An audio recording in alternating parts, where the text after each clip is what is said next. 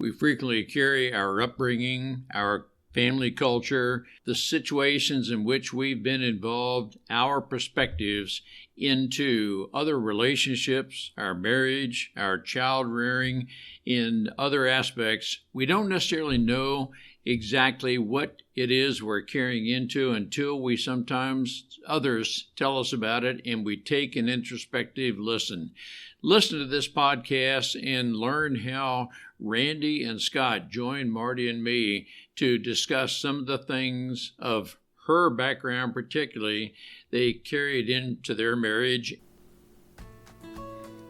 Hi there, and thank you for joining us on the Overcomers Overcoming podcast.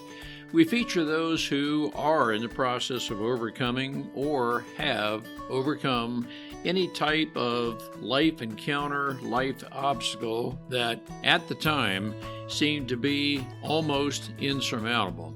With this podcast, we have three objectives in mind. Our first objective is we want you to know with a confident resolve you are not alone.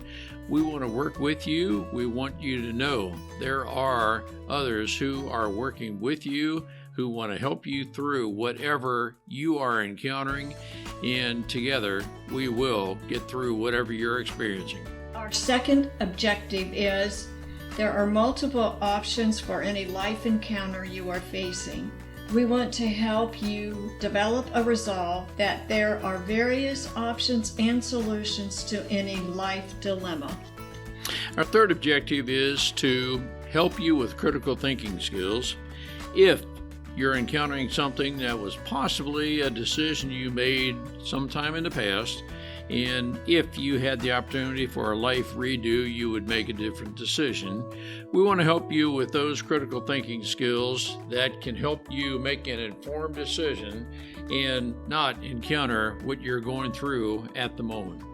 We are the Cooper Culture, a veteran-owned business. We work with business personnel and families to develop and sustain connected relationship cultures within their families and organizations.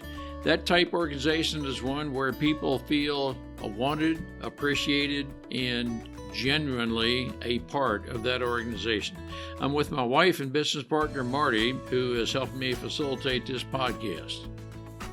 Today we feature Scott and Randy Baker, who discuss with us some of the things that Randy primarily brought into their marriage, their relationship, through their childhood, and some of the upbringing that she experienced. And no intention necessarily to focus on Randy, but that was a start, and there will be multiple episodes.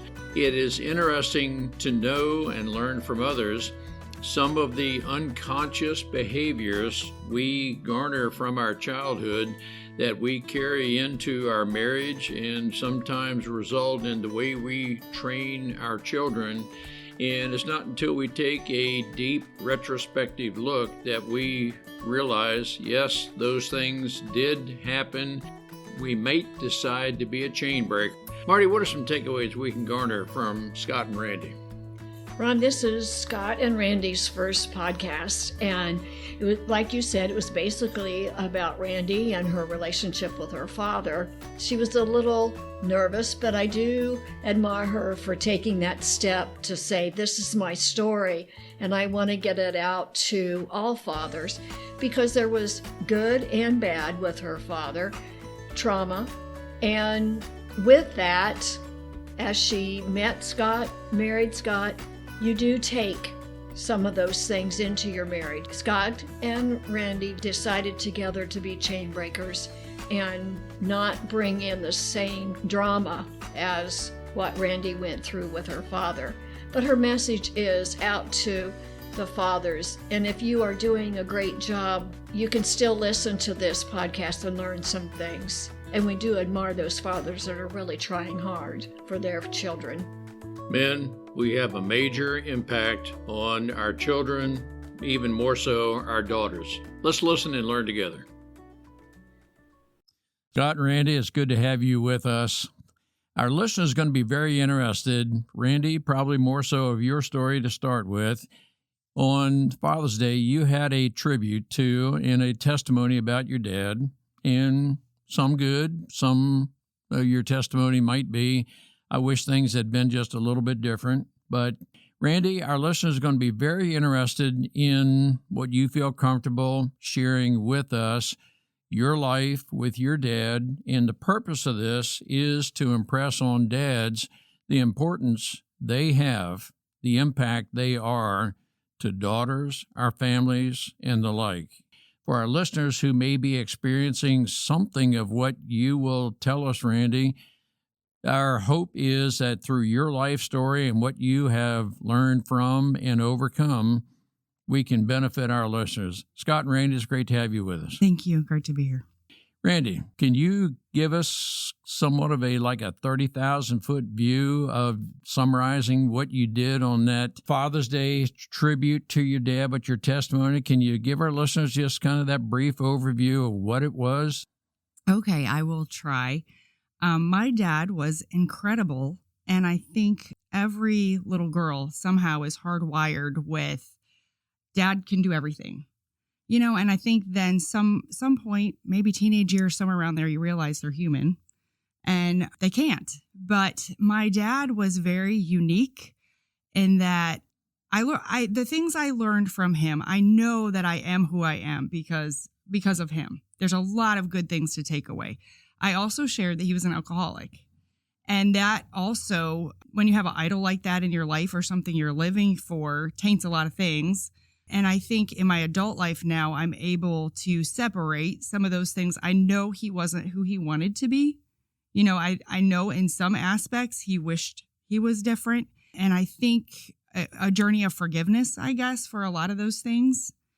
I realized that he passed in 2021. So until somebody passes away, you have this tension of hope for something better. And I think when they do pass, you realize as this was as good as it got. And I think if we had that view, that's one of the things I wish I did. I wish I could look back sometimes in some of those moments and say, this was as good as it gets in that area.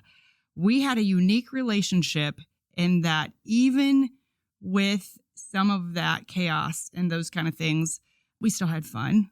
We still had laughs. We had a lot of creativity. My dad was born to Belgian immigrants and had a sense of, we don't have to do things like everybody else is doing. Let's do our own thing. So that made me brave and made me be able to do things just against the grain and not do what everybody else is doing. And I'm very grateful for that. Randy, what I'm reading into, part of what you're saying is your dad was a role model. You kind of put him on a pedestal. And yet your dad was an alcoholic, and you kind of read into his past life that he was carrying forward some of his family upbringing. Am I processing things somewhat the way you thought of it? My dad was the black sheep of the family. I think all his brothers had their lives together, and he had a lot of pain. His dad died when he was 15, and he worked with his family as a bricklayer. So he made a lot of money at a young age and got married very, very young. My parents were married right out of high school. My mom was still in high school, actually. She was 17. And then they got divorced, and I don't think he dealt with anything. I think he drank his pain. They had 2 stillborn children. I was in the middle of that. There was a lot of things. In the 80s, they hung around with a lot of partiers, made a lot of bad choices there. And just a lot of sorrow that I feel like he didn't deal with. There was a lot of death in his family. He was in jail my high school year. I shared that. So when my dad had custody of me, my sister was with my mother. And so it was just the 2 of us. I always felt closer to him than I did my mom. And then the year he was in jail, the whole year, I think that was something I had talked about. That was a lot to process. When he got out, he did not want to talk about it.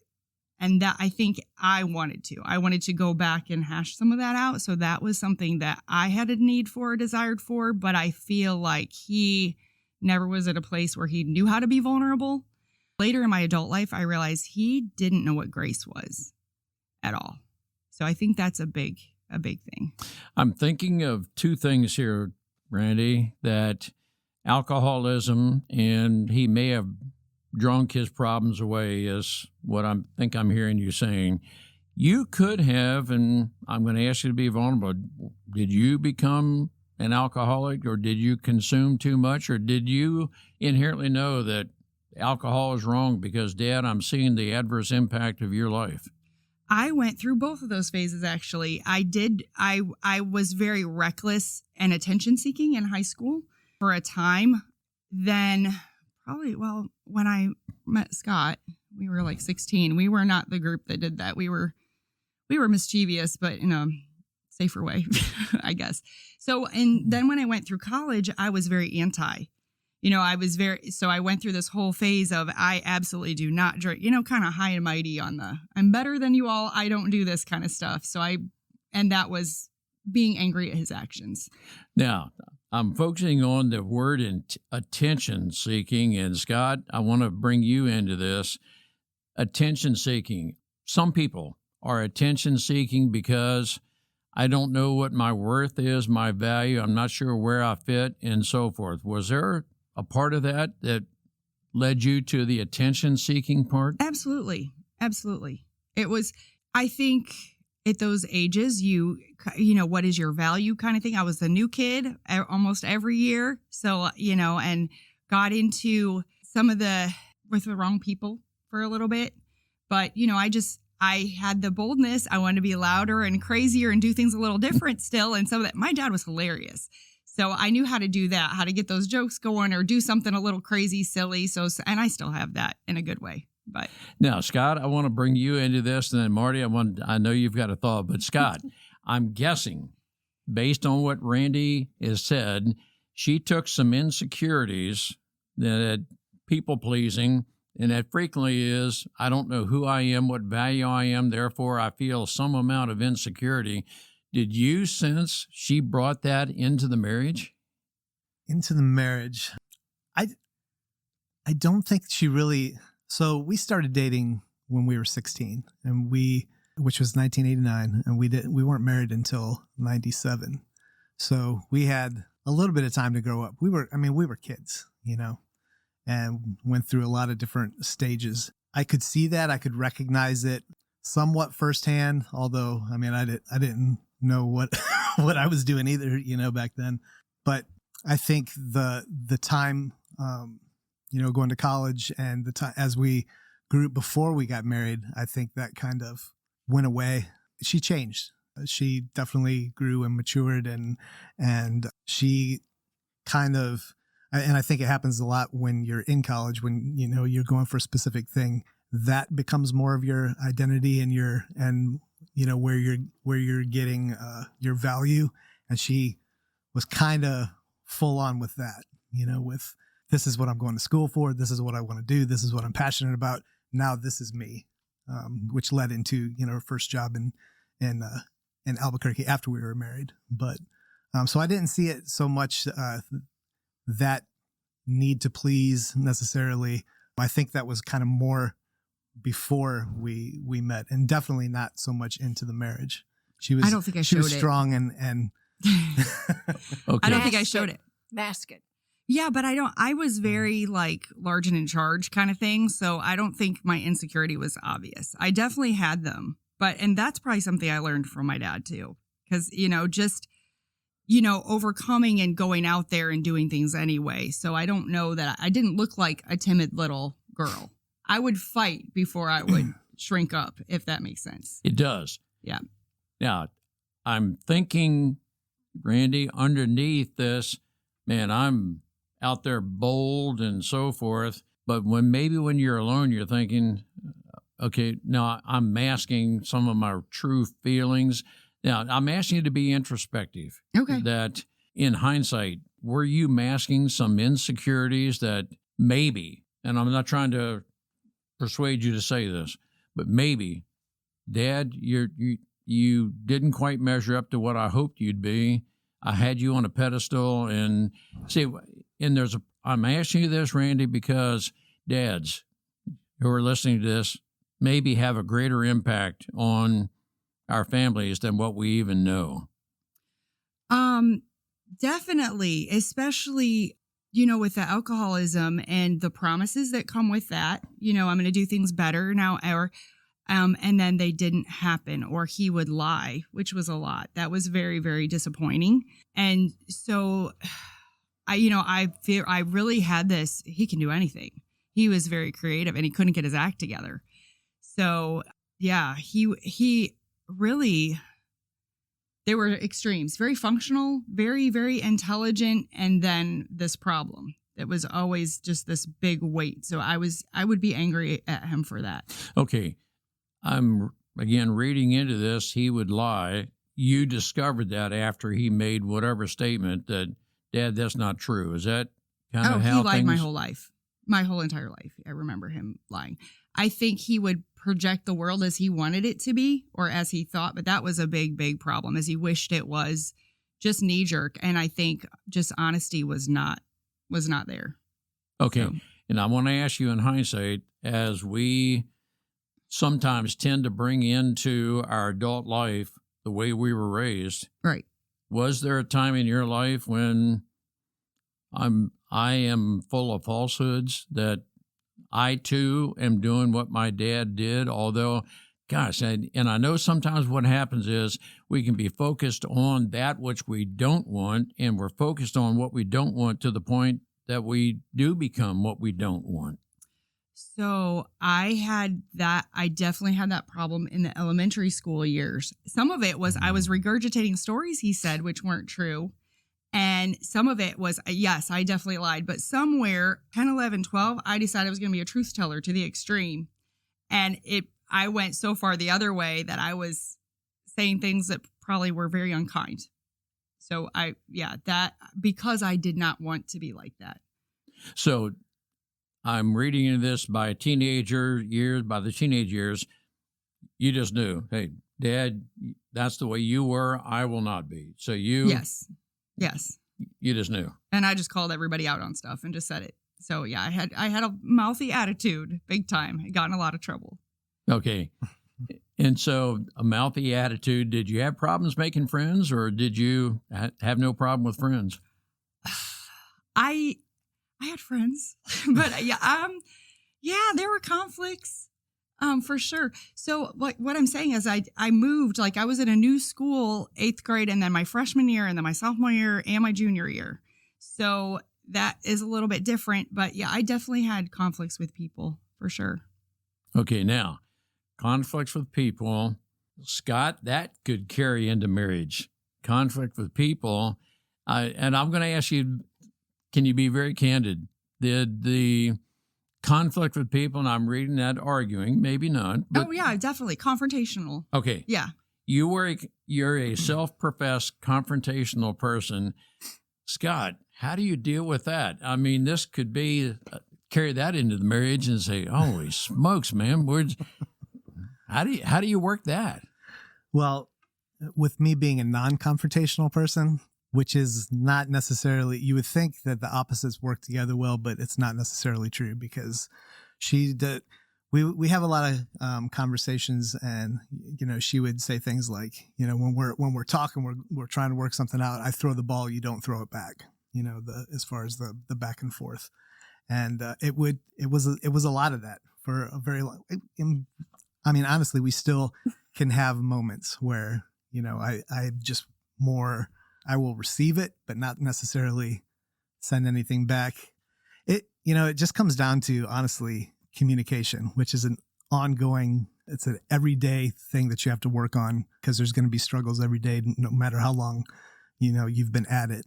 And I think there's times when you have to see it for what it is. Are you confronting to deal with something? Or are you bringing something up to maybe make yourself feel better? Or you just have to kind of see it for what it is. And a lot of our more heated discussions are, should I just be listening right now? Do you want some kind of response? Do you want some kind of solution? Because, men want to solve the problem. Women can just want to vent, not necessarily want a solution. So it's, that is a process of learning how to discern the difference. Yeah, but do you think it got better from when we're talking about early confrontation? Yeah, absolutely. When I was talking about identity before, and where you get your values and things like that. One of Randy's biggest, I guess, aspects of her identity was that I'll just throw it all out there. I can talk to anybody. I can confront them with anything. And, I'm just going to tell the truth. And sometimes it wasn't supposed to be beneficial. It was supposed to be scathing, So again, that's something that changed just as you mature. So Randy, have you mellowed out? I'm going to guess, you can still confront people, but through life experiences and so forth, you know better now how to confront without being combative or confrontational, or is this still a part of the learning journey? Hope so. Or I hope so. I think that the heavier, not positive part of that was self-protective. I would rather hurt somebody than be hurt. During that episode of my life when I'm talking about being with my dad and being combative, my mom had a lot of boyfriends coming and going, and I, would go at them, kind of thing. Like, I am not going to get absolved into, I don't know what I'm saying, get all absorbed into this new relationship because you're not going to be here very long. So I'm going to hurt you and no, you're not in charge, that kind of thing. So that was a very different purpose, I think I realized, than like the confrontation now. And some confrontation's necessary, but I can go too far. I'm going to tell you what I've read into what you just said, Randy, and I think this is very important. That there are some, I'll use a big term, some subliminal aspects of relationships. You thought a lot of your dad, and you didn't want your mom to hurt your dad. Therefore, I'll do anything I have to do to protect my dad, and don't care what the impact is of doing that. You carried that into a part of your life, and it seems you're able to assess the way things were. You're able to put let's say, a larger perspective on the way things were, and you've made a choice to be a different person. That's what I'm reading into what you're saying. And if I've said anything that's inaccurate, certainly correct me. No, I think there's truth in that. And so what would you say was there a turning point, or was there a journey? What was the turnaround of the way you used to be? And that part of that used to be as a carryover from your dad, some memories and so forth. And I think you too are saying, I'm going to be a chain breaker. I'm just not going to carry that, whatever is in that bucket of that. I'm not going to carry that forward. Was there a turning point, or what can you describe to our listeners what it is that caused you to start on a new journey? I'll use that term. I think there's several journeys, several chapters there. Scott had mentioned college. So I went to college for social work, and I worked with different populations. And I had a lot of pride in that because, first of all, I'm willing to do something that doesn't make a lot of money and work with people that nobody wants to work with. So I worked with domestic violence for a while, and you can't have a job like that where you don't come across substance abuse, which is something I did not want to do at all. And my dad wasn't really happy that neither one of my parents were pursuing that career. And I think that was my own little secret rebellion, that I was going to do this. And that gave me a big sense of worth. I also learned a lot of good things in there about dealing with people in positive ways and felt like I was doing some good. So that was probably if I look at where was a pivotal point, that was probably a big one. But I didn't see him get better still during that. And I feel like he had resentment if I would bring up, a daughter bringing up a healthy choice or pointing something out, kind of thing like that. So I felt like a lot of things I couldn't talk about if we wanted to get along. Now, also, we got married and moved away. So that was a big changer in everything. We were in a little tiny town. How many people? 1,000 people. To go to a big city and be in the military and encounter that, which was very exciting. But that's, we were a fish in a different kind of pond. But that also strengthens some of our relationships back home, but it gives you a different perspective. So now all of a sudden I'm seeing a different level of unhealthiness that when you're in it, it's really hard to see it. So when we moved away, I had a different perspective on a lot of things. But I feel like my dad and I got closer too because we missed each other. We genuinely missed each other. Randy is bringing up a very salient point.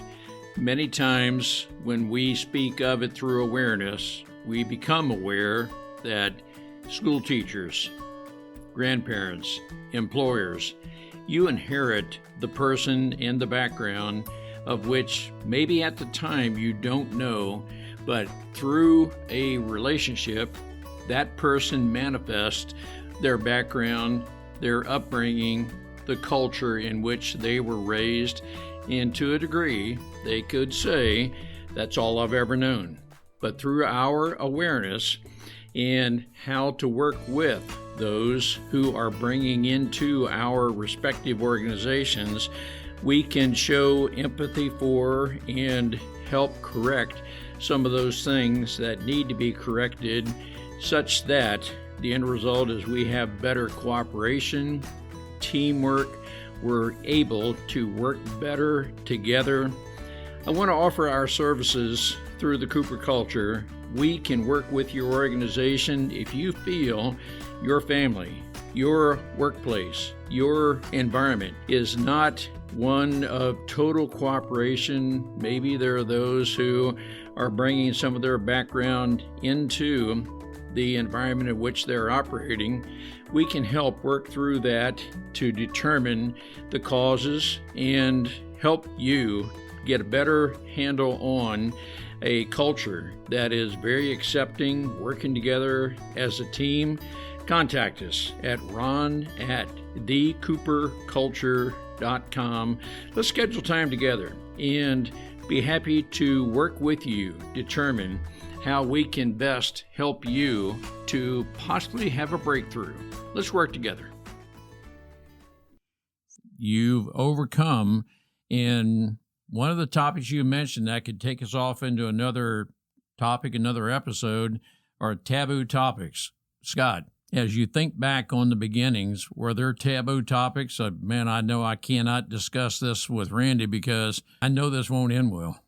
Yeah, that's actually something that comes. I mean, it still comes up. There's things that you can't talk about, and it's not so much that you can't talk about it. You just have to know going into it that this is opening up something that's gonna, it's gonna go deep. It's gonna probably be painful. That we may not get any kind of closure on it anyway. So it's there. Those topics exist, and it's just a matter of having realistic expectations when you're going to go there. I did want to mention though, saying chain breaker, something that we both have had many conversations about, and it kind of ties into Randy's willingness to be confrontational, is our parents. None of our parents, my mom or dad, her mom or dad, none of them were confrontational. They were very much just, no, don't talk about this, or don't do this in front of, or whatever. About the real issues, about right, really about talking, real, right, right. So we, we're all flawed people, and the examples that we had in a lot of ways were not good, and we had intentionally had multiple conversations about, this is the way that we saw it coming up. We're not going to do that. They made these choices. We're not going to do those things. And it's not to speak poorly about our parents and the choices they made. It was what it was when it happened.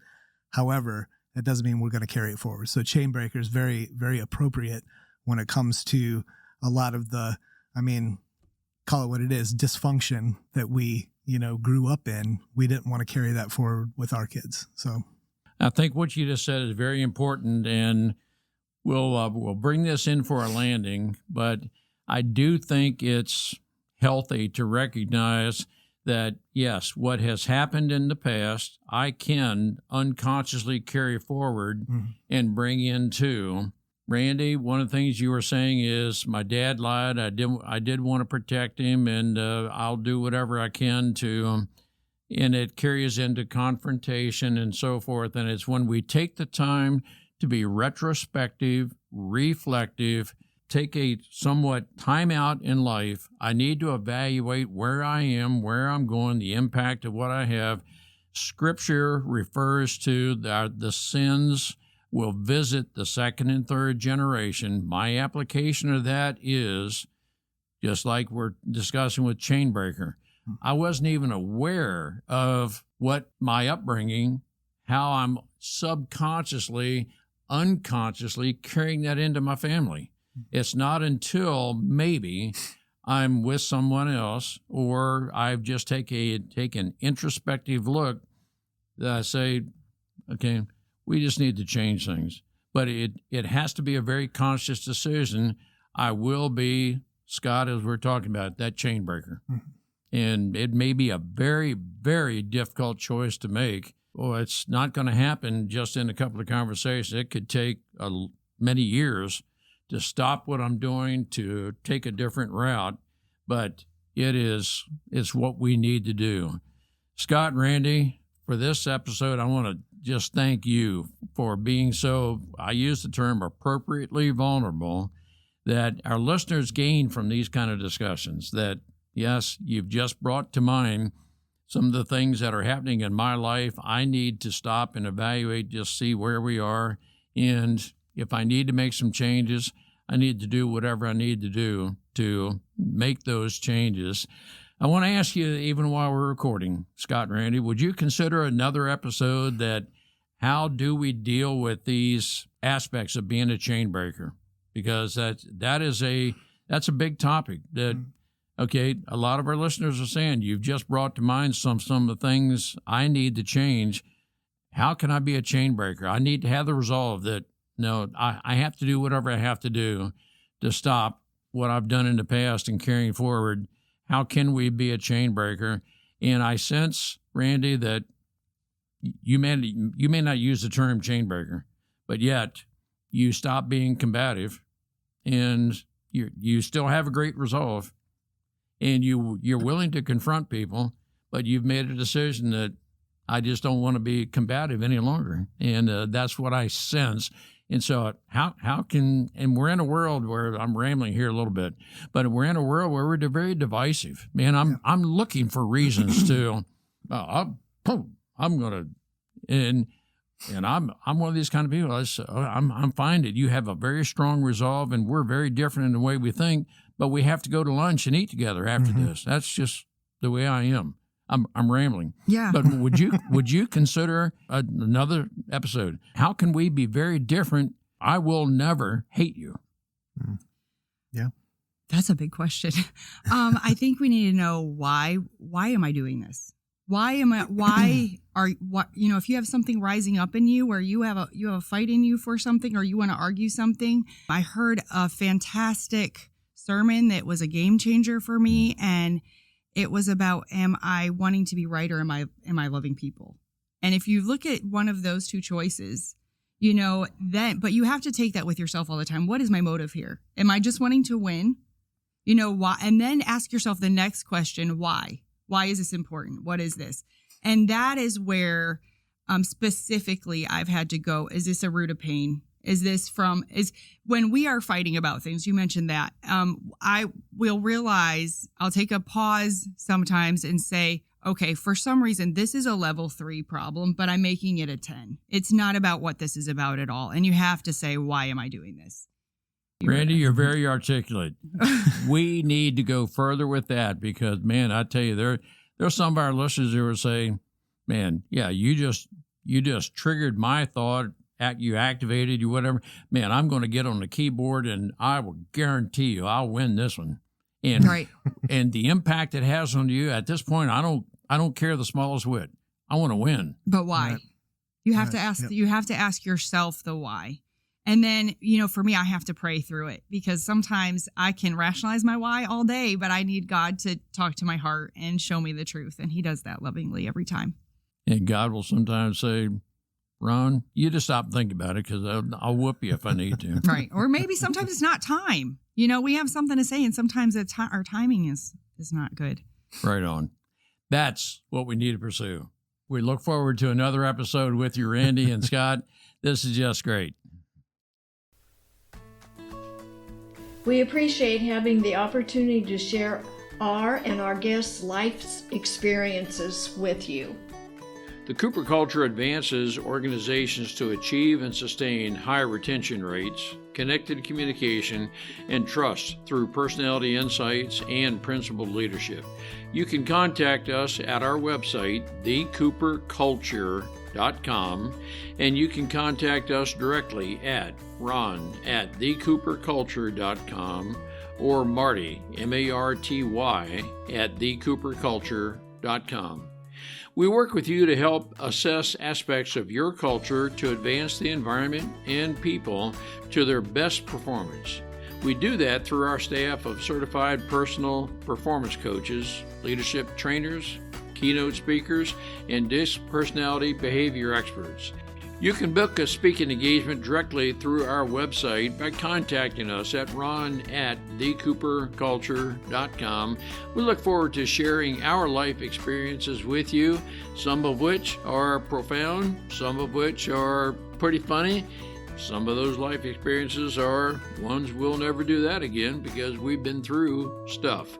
We truly look forward to working with you, speaking with you, helping advance you in any way that we can.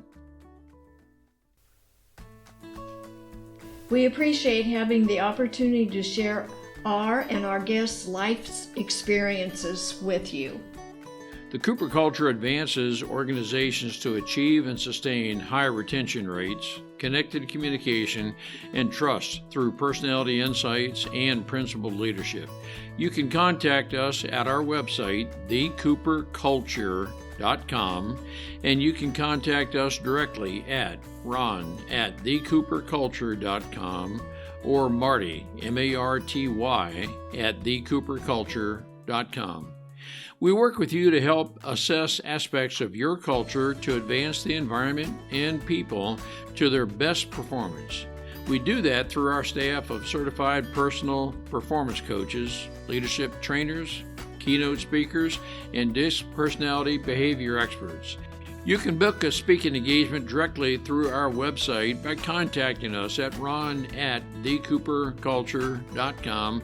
We look forward to sharing our life experiences with you, some of which are profound, some of which are pretty funny. Some of those life experiences are ones we'll never do that again because we've been through stuff. We truly look forward to working with you, speaking with you, helping advance you in any way that we can.